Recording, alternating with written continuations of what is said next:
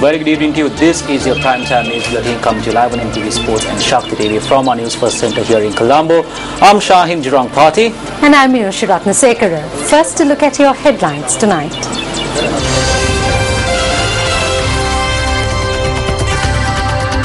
Over provincial polls on the 20th of September. 617 candidates to contest the election. 2 politicians in Kolonnawa have endangered my life. A statement from the chairman of the Kolonnawa Urban Council. Injunction order imposed on the Government Medical Officers Association lifted.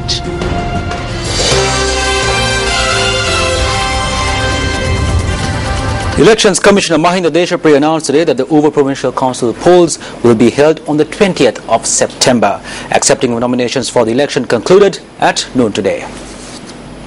A total of 32 members will be elected to the Uva Provincial Council through the poll.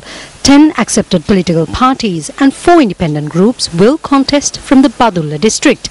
General Secretary of the UPFA Susil Premajayantha submitted the nominations of the UPFA today.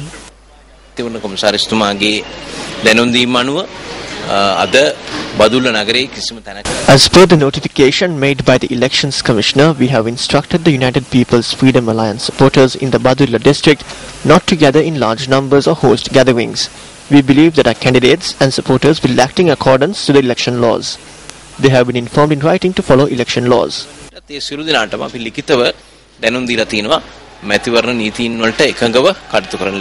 The United Democratic Alliance, which consists of the SLMC and 2 other parties, handed in their nominations for the Badulla district today. The Sri Lanka Muslim Congress under my leadership, the All Ceylon Muslim Congress under the leadership of Minister Gushad Badiuddin, and the UCMC, parties that represent the Muslim community, have joined forces for the first time and will contest for the Badulla district.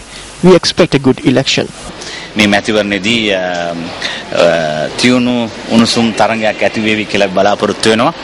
The Sri Lanka Labour Party and the Eksat Lanka Mahasabha Party handed in their nominations for Badulla today as well. All nomination lists for the Badulla district have been accepted, and 210 candidates will represent the 10 major parties, while 84 candidates will represent the 4 independent groups. UPFA nominations for the Monragala district were handed in under the auspices of former Chief Minister Shashendra Rajapaksa. We have produced a team that can provide leadership from the village level. We believe that everyone will join hands with us to move ahead even more stronger. Former Provincial Councillor W.M. Udayakumara, who moved away from the National Freedom Front, will be contesting the election as an independent candidate. The leader of the National Freedom Front, Minister Vimal Weerawansa, says the government has agreed to present a new draft constitution to the people at the next presidential election. He says that the government also agreed to the NFF's proposal for a code of ethics for the media. At a media briefing convened today, Weerawansa remarked on the government's responses to the proposals put forward by his party.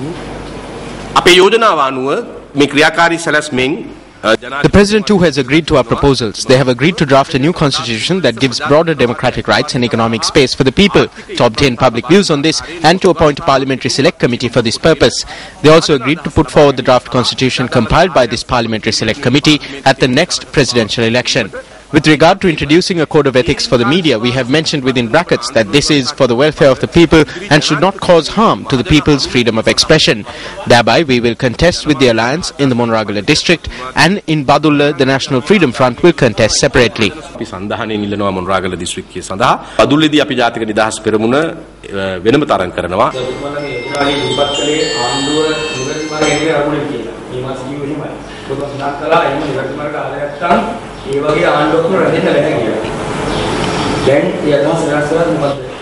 තත්ත්වයන් වෙනස් වෙනකොට දේශපාලනයේ අනිවාර්යෙන් තීරණ වෙනස් වෙනවා. Did we or did we not say that he was a government contractor?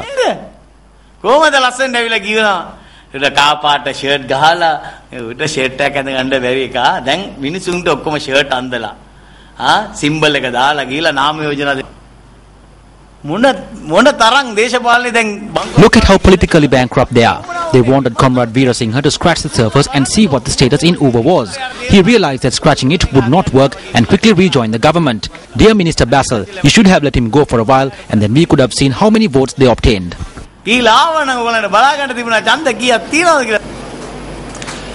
Meanwhile, several protests were held across the island today, citing various demands.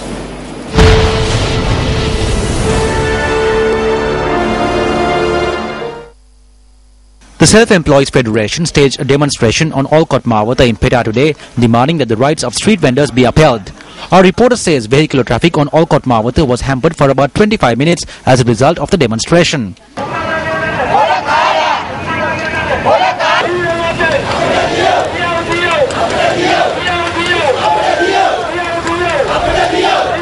The protesters then marched to the Fort Railway Station. The Pradeshia Sabhas are not letting our street vendors ply their trade. They are not allowed to sell their goods at bus stops even when they are wearing the uniform that was given. Trade on the pavements has been banned anyway. Following a telephone conversation involving the president of the federation, the protesters dispersed. Meanwhile, issuing a communique, a collective of groups including the National Patriotic Street Vendors Organization said the protest was a scheme to save face following the fraudulent actions of the officials of the Self-Employees Federation. Junior staff at the Colombo National Hospital staged a joint demonstration today, citing 5 demands. Over the past 2 years, the health administration has been serving using 2 spoons. While allowances are increased by a larger amount for higher grades, they have not increased the allowances for lower grades by even 5 cents. We demand that they immediately consider these demands. The protesters staged a march from the National Hospital to the Ministry of Health. Our reporter says that severe traffic congestion was reported on surrounding roads as a result. The group submitted a letter to the Secretary to the Ministry of Health to be referred to the Presidential Secretariat, following which they dispersed.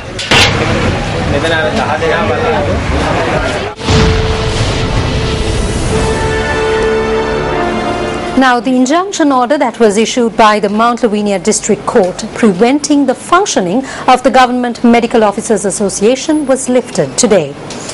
Officials from the association reopened the sealed offices of the GMOA this afternoon. On the 27th of June, the Mount Lavinia District Court issued an injunction preventing the functioning of the GMOA after considering a request made by a group of doctors.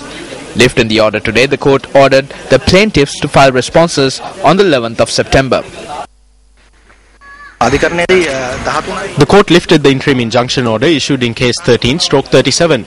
The verdict in case 13/35, that is the contempt of court case, will be delivered in the future. It was said that after the order is given on the 29th of September, answers and objections can be filed.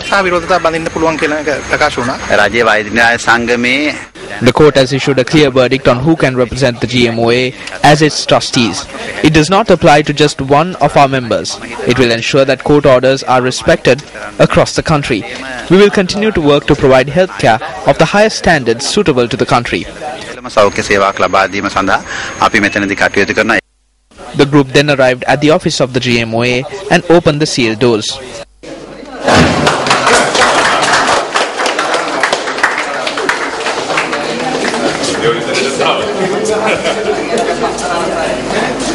The prevailing drought conditions continue to affect people in several parts of the island, including the Polonnaruwa district. However, in the Central Hills, rains have brought several reservoirs close to spill level.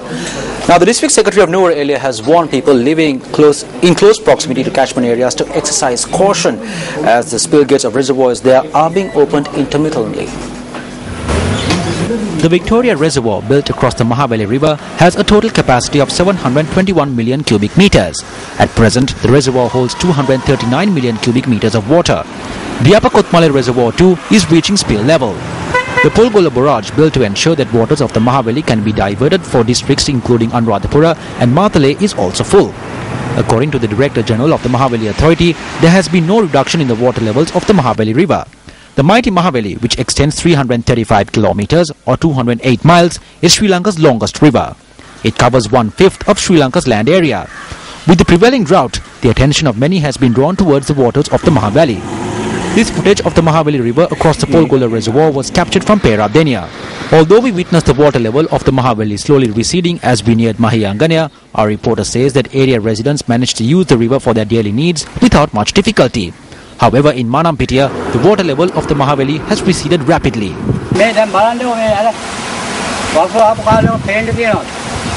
Look at this Anikati says. The resident of Manapitiya says that if a fire started here, it will consume all the fields. B.K. Jayasundara, a former director of the Department of Irrigation, cautions that authorities must turn their attention towards the reduction in water in the Polonnaruwa district. Bovathanna was built across the Ambanganga.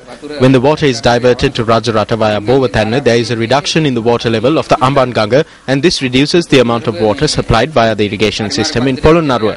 The Mahavali authority thereby promised to provide water from Bovathanna to Polonnaruwa too. Water comes from the Mahavali river via the Polgola barrage to Bovathanna. Bovathanna has a large amount of water and Polonnaruwa receives some of this continuously. A new scheme has been initiated now by the Mahavali authority called the Moragahakanda Kaluganga. The purpose of this is to provide water for the north. When environment feasibility studies were carried out, the irrigation department pointed out that this would have an effect on Polonnaruwa. This was debated continuously during the environment feasibility study. Then the irrigation department, the Mahavali authority and the district secretary of Polonnaruwa signed an agreement that Polonnaruwa would be given priority. I believe this has not been implemented as yet. I believe that if there is no resolution, then conflict may arise between the northern areas and these areas over the water problem. Thereby special attention needs to be paid to this.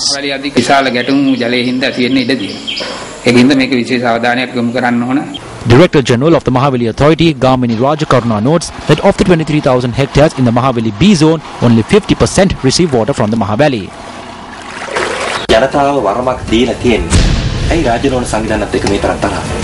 ආණ්ඩුවේ මතවාදයට විරුද්ධ මතවාදයක් දරන්න කිසි කෙනෙකුට අවස්ථාවක් නැහැ කියන කාරණා දාලා සාධාරණ පරීක්ෂණයකට අයිතියක් තියෙනවා නේද සිවිල් පුරවැසියන් ආසනයක් බාර අරගෙන දිස්ත්‍රික්කය නියෝජනය කරලා පාර්ලිමේන්තුවට එනවා.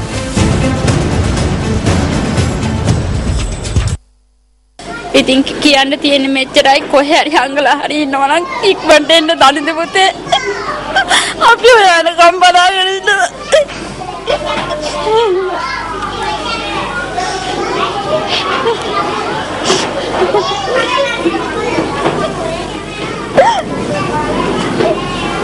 Now, those were the views shared by Yashin Lankanath's teacher in Migalava when he was kidnapped. However, this teacher and all other students at the nursery were able to smile once more as the kidnapped child returned to their midst today. You might be able to remember when Newsfirst undertook a visit to this nursery soon after Yashin Lankanath was kidnapped. The nursery was in a state of despair after the child was reported missing. It reopened today with the arrival of Yashin Lankanath.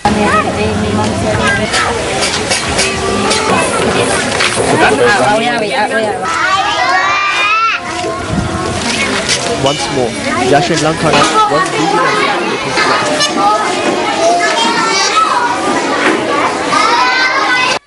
Milk was boiled as an offering to the gods for the safe return of little Yashin. Spirit was chanted at the nursery to invoke blessings on both Yashin and the nursery.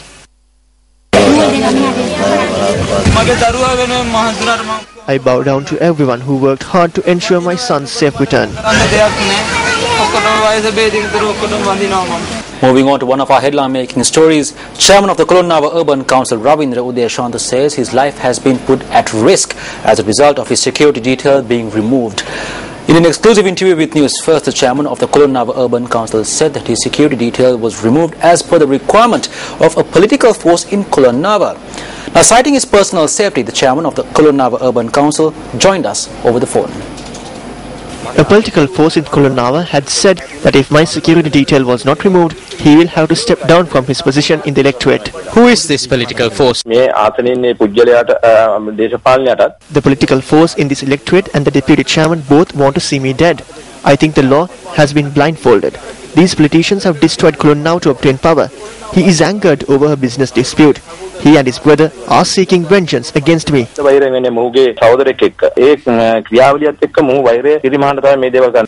have a 100% clean record? I will not say whether I am clean or not. The people will decide about it. If it is proven that I am involved in anything, I am ready to resign, let alone face any punishment. Is Kulon now divided in two because of politics? It's in pieces, not divided into two.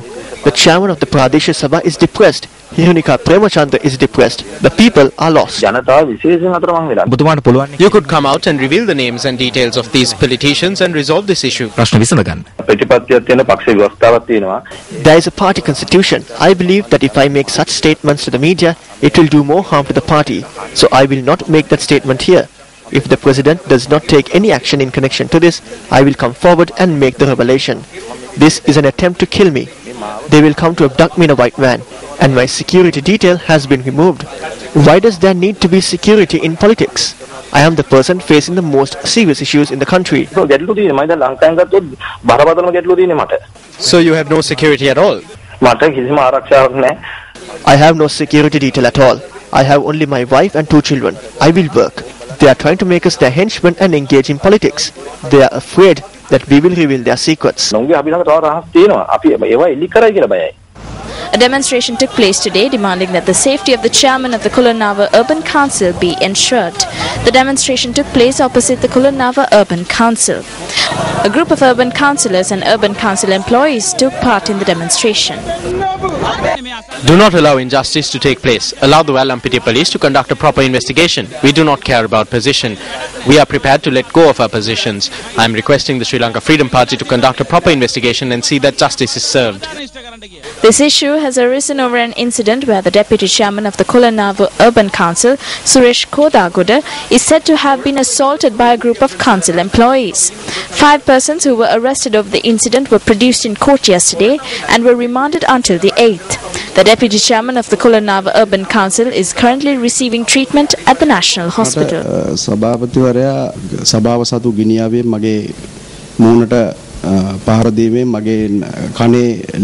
The chairman assaulted my face with his firearm. My ear bled and there are a lot of bruises. Subsequently, the urban council employees held me down and beat me. My teeth too were damaged. He assaulted me with a firearm and hid. Then he frightened the employees and has organized a protest today. The chairman is behind this. I request that the law be implemented and the judiciary be respected.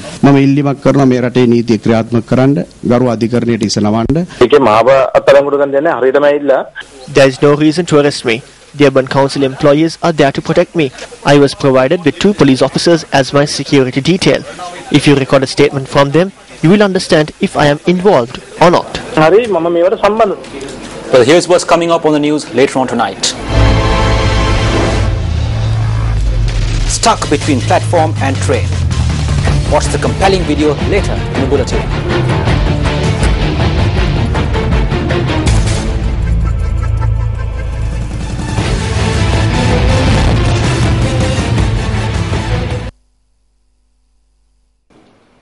Welcome back to the news. Up next is Battle of Uva.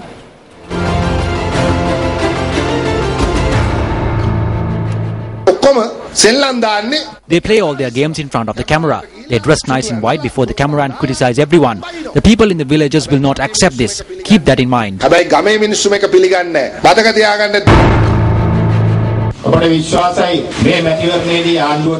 We believe that the government will lose at least 100,000 votes in this election. When we reach the end of the year, the government will lose 500,000 to 600,000 more votes and will have to step down. The people of the country have understood the situation.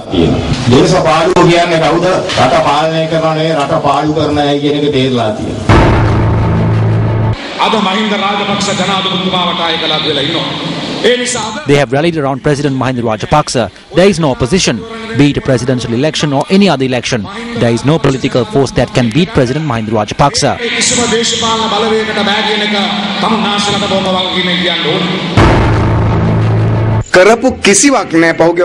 Nothing has been done for the past 5 years using the powers of the provincial council. They are not planning to do anything in the future as well. What do they say now?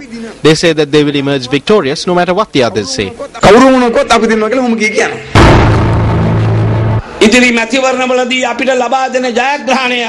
The victory that we will receive is what will be known as the blue wall that will protect the nation. That is why we need an election in this district. By achieving a resounding victory, we can strengthen the president and the government.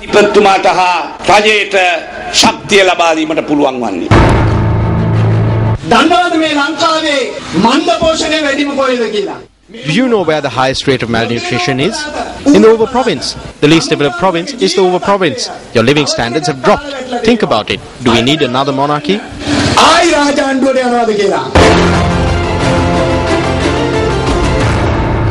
Time now for our special segment, Before the Ballot.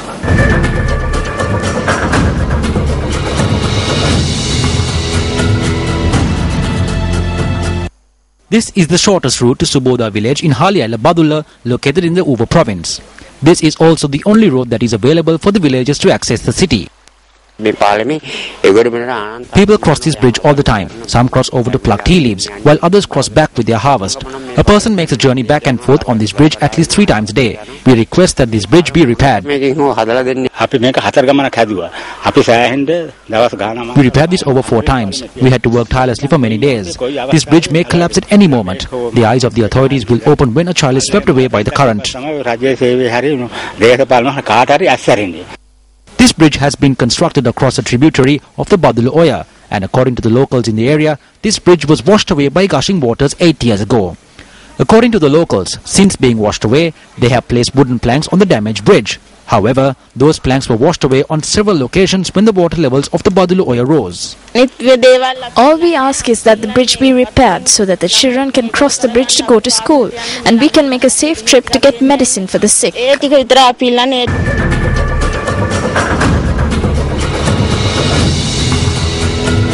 You're watching News First, and up next is our investigative journalism segment, Action TV.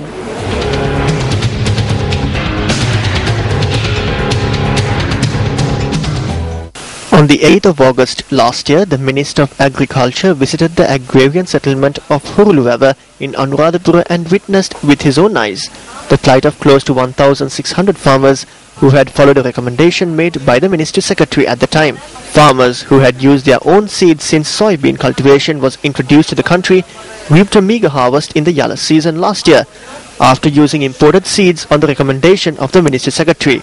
In order to recompense the farmers, the minister promised to pay them 70 rupees per kilogram of lost harvest after estimating that each acre normally yields a harvest of 900 kilograms of soybeans. The seed importer, who was also present at the occasion, agreed to this compensation. Compensation was to be paid to the farmers within a month. Today, 363 days since the minister made this promise, a group of farmers attempted to meet the Anuradhapura district secretary, but their attempt was foiled. On the 22nd of April this year, in similar fashion, soybean farmers from Huruluwava arrived to meet the district secretary of Anuradhapura. Million soya වලට ගෙවීමට වන්දි ගෙවීමට කටයුතු සූදානම් කරලා තියෙන්නේ. ඒකින්ද ගැටලුවක් නැහැ ඔබතුමාලා. අපිට විනාඩියක් දෙන්න. අපිට විනාඩියක් දෙන්න. මේව කාරණාව තියෙනවා. අපි ඔබතුමා වචනට කරු කරනවා. දැන් වෙලාව කීයද? 11යි. මට 12 වෙනකොට ඔබතුමා නියෝජිතයෝ 3 දෙනෙක් එක්ක මගේ උඩ කාර්යාලයට එන්න මම මේ ඔක්කොම ක්ලියර් කරලා දෙන්න. හරි. ආයිබෝන්නේ. ආයිබෝන්. ඔව් එහෙම කරන්න. While talks were held that afternoon as per the district secretary's promise, it was revealed during talks that only 6.3 million rupees had been received for the payment of compensation. While that money too has not been given to the farmers as yet, today the district secretary refrained from meeting with the farmers. The additional district secretary stood in his stead.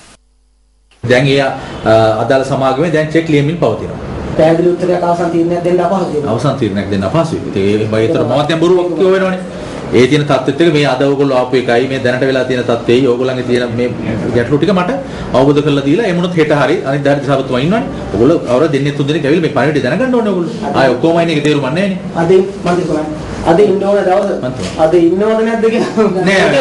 නේ Isn't it both distasteful and unjust to lead these farmers on for over a year after supplying them with low quality seeds and depriving them of their livelihood? Minister of Agriculture, this is over to you.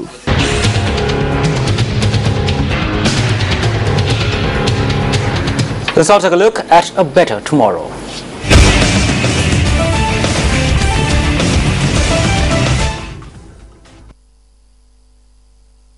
Over the past several days, Newsfirst presented the various solutions devised by the Urban Development Authority for Colombo's housing problem.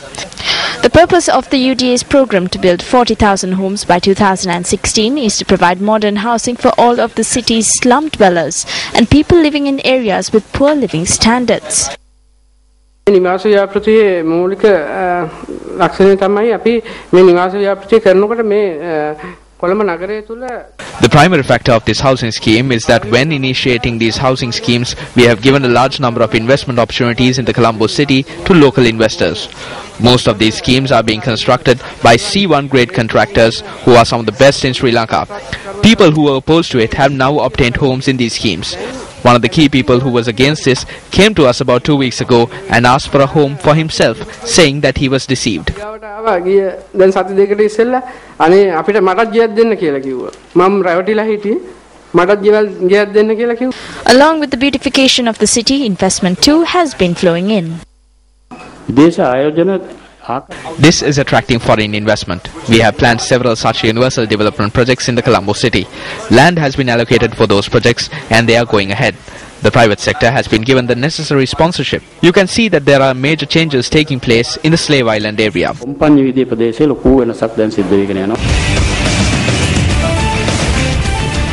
In business news, the governor of the Central Bank of Sri Lanka, Ajit Niwad Cabral, says that if Sri Lanka is to reap the benefits from Asia dominating the global economy, Sri Lanka needs to strengthen its economic ties with the Asian nations. The governor points out that studies have revealed that Asia will be the main contributor to the global economy by 2030. A centre for business between Sri Lanka and Vietnam established in Kalaniya was declared open by the governor of the Central Bank of Sri Lanka, Ajit Niwad Cabral. There is a requirement for countries in Asia to develop ties between them. If we are to move forward, we need to strengthen our economic ties with Asian nations. Sri Lanka has reached a FTA with India. Sri Lanka will enter FTA with China in the near future. When the era of Asia is dawning in the world, we too need to have provision to develop stakeholders in it.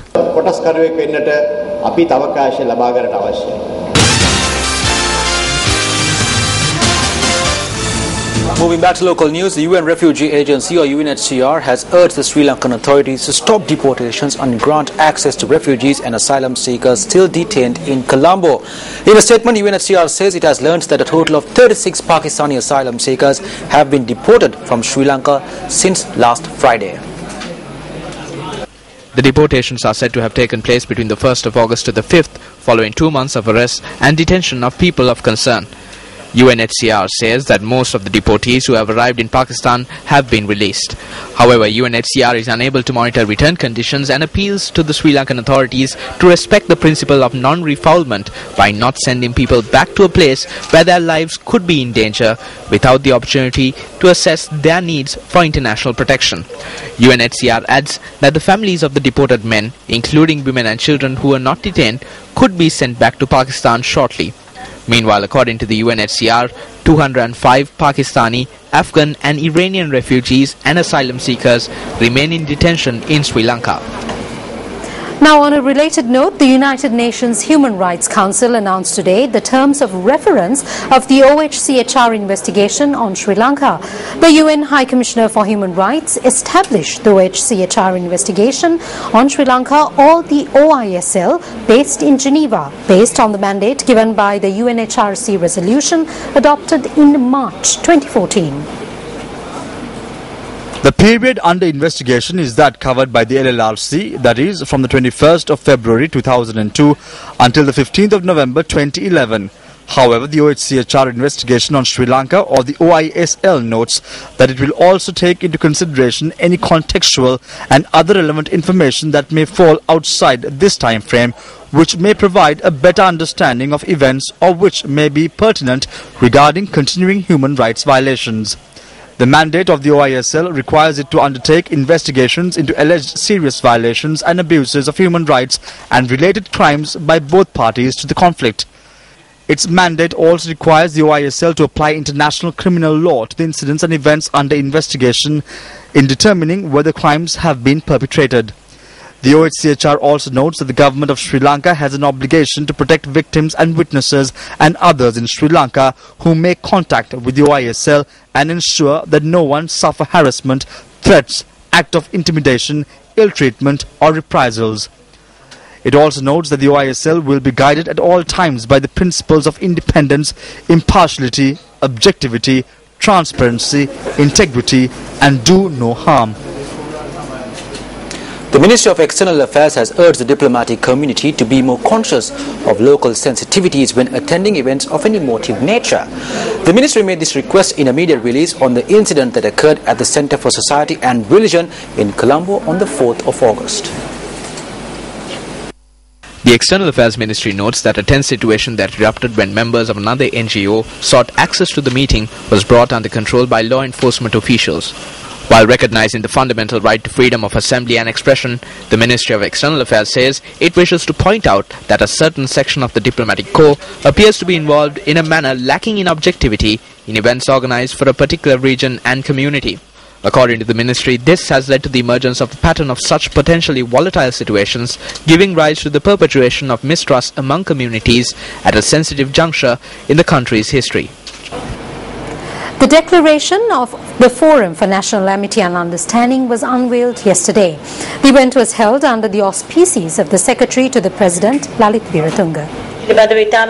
The Forum for National Amity and Understanding, an initiative of former Speaker M.H. Mohammed and Professor Venerable Kumburugamuwe Vajirathea, launched its declaration on national, social and economic culture yesterday at the BMICH in Colombo. Lalit Wiratunga அவர்களுக்கு அந்த முதல் பிரதியை வழங்கி இப்போது இந்த வைபவம் සභාවට හඳුන්වා දෙන්නට. මේ රටේ තිබුණු යුද්ධය The war in this country was a war against terrorism and was in no way a war against a specific community or religious group. We are at a juncture where we can move forward as a free nation without fear. However, if certain troubles arose during that time or if some misunderstandings led to conflict, then I think now is the best time to forget them. If we are to come forth and attempt to stand apart from others on the basis that we are Sinhalese or Buddhist, then I believe it will be a major blow not only to His Excellency President Mahinda Rajapaksa's attempt to build a Sri Lankan community, but it would also be a blow to future generations.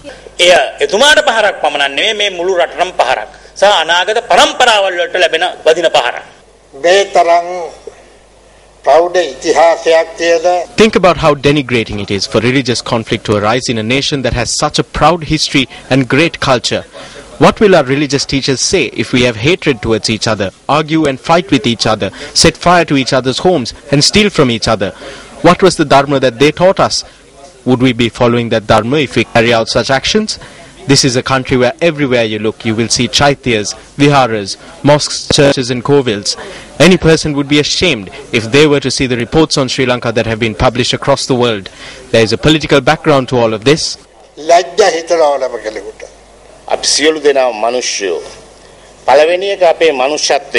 All of us are human beings. Our humanity should come first.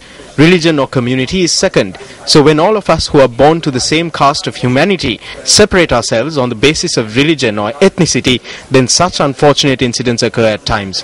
I believe it is exceedingly important for all of us who live in this small country to live in harmony and be an example for the whole world. Sri Lanka has been ranked 48th in the World's Justice Project's Rule of Law Index 2014 in its 4th annual report. The report takes into consideration 99 countries and jurisdictions and surveyed over 100,000 households and experts. According to the Rule of Law Index, Sri Lanka ranks 48th globally and outperforms its regional peers in most dimensions of the rule of law. Sri Lanka also outpaces most lower middle income countries in several areas, ranking second in delivering effective criminal justice despite a recent deterioration in this area. The report also notes that control of corruption is relatively effective, with Sri Lanka being ranked 39th globally and first in the region. However, it also notes that violence and human rights violations related to the legacy of a protracted civil conflict remain problematic despite recent improvements. The report also identifies delays and barriers to access civil justice, ineffective criminal investigations, due process violations, and lack of accessibility of information as areas of concern. Denmark tops the Rule of Law Index with a score of 0.88, while Sri Lanka ranks 42nd with a score of 0.52. And now Newsfirst reporter Roshan Kumara from Kantale filed this report on a treasure hunting venture that was foiled by the police. The Suryapura police arrested 4 suspected treasure hunters last evening as they were digging for treasure in a jungle area. The police also seized equipment they had in their possession. Newsfirst reporter Roshan Kumara, Kantale City.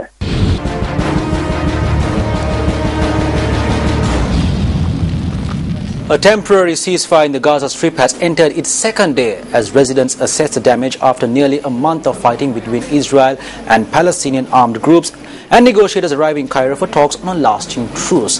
The 72-hour ceasefire, which came into effect yesterday and carried past midnight into today, has brought tentative relief to millions on both sides after violence that killed almost 1,900 people, Palestinians rather, and 67 people in Israel. Hope against hope. Riyad al-Maliki, the Palestinian foreign minister, said he expected the ceasefire to expand into another 72 hours and beyond. Israeli and Palestinian delegations are now set for what are expected to be tough talks aimed at securing a permanent ceasefire after the 3-day window closes. U.S. Secretary of State John Kerry has urged Israel and the Palestinians to take advantage of the Gaza truce to move towards broader negotiations. Speaking to the BBC, Kerry said the situation could concentrate minds on the need to negotiate a two-state solution. There has to be a giving on both sides with respect to these issues. Obviously, you have to begin to make life better for the Palestinians. But that has to come with a greater responsibility towards Israel, which means giving up rockets, moving into a different place. Now, where will that finally come together? It'll finally come together when you have a bigger, broader approach to the solution of the underlying issues of two states, of people who will be able to have rights protected because they will be respected in the context of those two states, which have security for Israel, guarantees for a better life, and for greater freedoms for the Palestinians. The United Nations Children's Body UNICEF warned at a news briefing in Geneva yesterday that an estimated 373,000 children have had direct traumatic experiences needing immediate specialized psychosocial support. As of August 4th, 408 children were reported to have been killed, 251 boys, 157 girls, 70% of them being under 12 years old or younger. And if you extrapolate that to a population, say, the size of the U.S., then that would roughly equate to about 200,000 children in the U.S. The damage to schools in Gaza has really been unprecedented. I think it's over 140 schools so far in Gaza have been damaged or completely destroyed in less than a month. And how do those schools get rebuilt? Do they get rebuilt? So look at the cost in terms of the interruption in a child's education that will result in, and how does that impact their prospects for a productive future? Despite the 72-hour ceasefire, Israeli troops and tanks were deployed near the Gaza border this morning, a day after Israel withdrew ground forces from the coastal enclave. An Israeli reservist soldier whose tank was positioned near the border said, "We've been here for 30 days and we plan to stay here so long as they need us, till everything's settled. I'm married, I have a family, but that's what's important. So we'll do our job." Sentiments that make it ever more clear that a lasting truce will not be achieved until the animosity on both sides is addressed. Shahin Jirangpati, Newsfirst.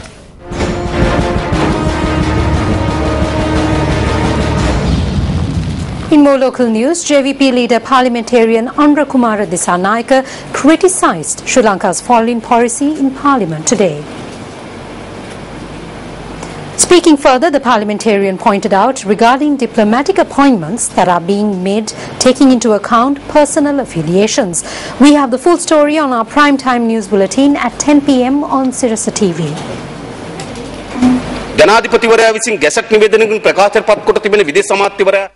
Who has intervened in the actions of the Ministry of External Affairs other than the minister who was appointed by the President through a gazette? An unseen force is controlling the ministry. That is why the Ministry of External Affairs is facing the worst administrative and political crisis in Sri Lanka. Today, the Foreign Service is becoming a branch network of the SLFP. I have plenty of examples. I will list them out one by one. Now on to sports news. Upon his return to the island today, Sri Lanka's lone medalist at the 20th Commonwealth Games, Sudesh Piri, said that his victory in Glasgow will be an encouragement for him at the upcoming Asian Games. Sudesh Piri, who competed in the 62 kg men's weightlifting event, was also the captain of the Sri Lankan team that took part in the Commonwealth Games in Glasgow, Scotland. Piri, who won the silver medal, managed to lift 123 kg in the snatch and 150 kg in the clean and jerk for a total lift of 273 kg. I had expectations of reaching for gold this time. I performed my personal best. However, I had an injury on my left arm. I am satisfied with my achievement despite having an injury. I thought I would not be able to compete.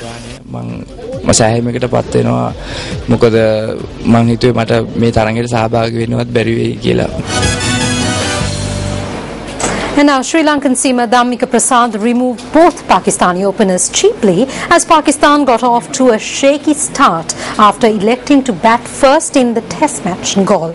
However, a century by Yunus Khan, incidentally his 24th in test cricket, revived the wobbling Pakistan innings to lead them to 261 for the loss of 4 wickets at stumps.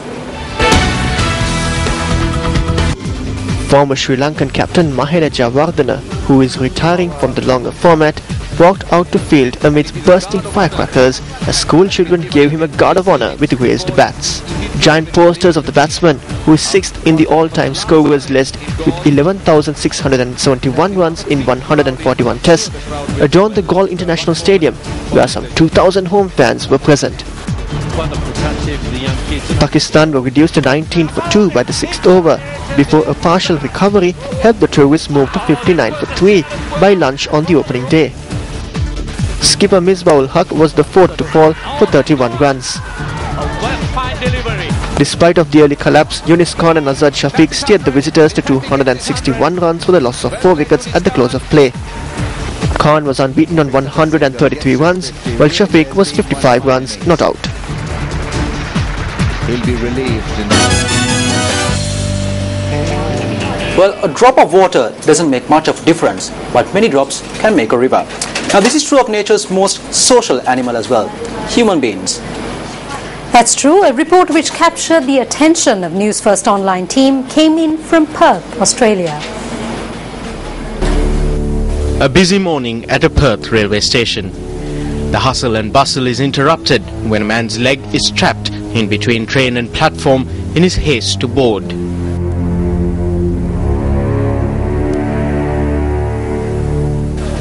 A crowd gathers. His fellow travellers disembark to see if they can help. First, a few of them try to tilt the train to free their fellow.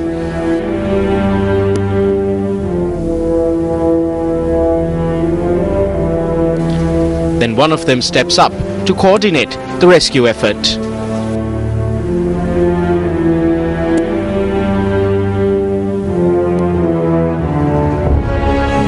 Success at last. A harrowed but relieved man saved by one of those most purest of human instincts.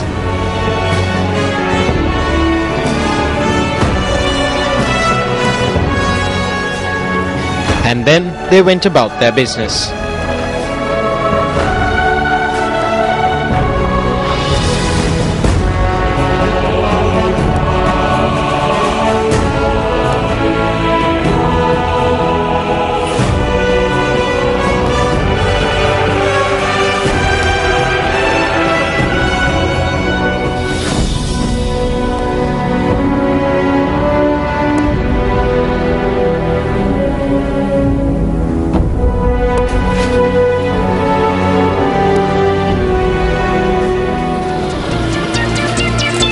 The full story of Anurakumari Dissanayaka's statement on our primetime news bulletin at 10 p.m. on Sirsa TV as well as 7 p.m. tomorrow. Thank you very much, Inoshi. And with that, we wrap up primetime news. Thank you very much for watching. I'm Shahin Jirangpati. And I'm Inoshi Ratnasekara. Take care and good night.